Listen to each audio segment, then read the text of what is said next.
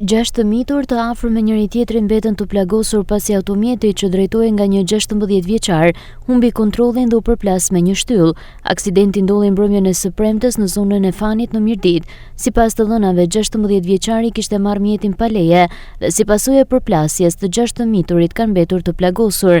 Një vajzë 12 vjeçare dyshohet se ka pësuar thyerje të legenit, ndërsa 2 të mitur të tjerë kanë marrë fraktura në duar dhe këmbë. 4 të miturit e tjerë kanë pësuar dëmtime të ndryshme. Të plagosurit morën fillimisht ndihmën e parë mjekësore dhe më pas u transportuan drejt Spitalit të Traumës në Tiranë për trajtim më të specializuar. Për transportimin e tyre u angazhuan 6 autoambulanca dhe sipas të dhënave të 6 të miturit ndodhen jashtë rrezikut për jetën.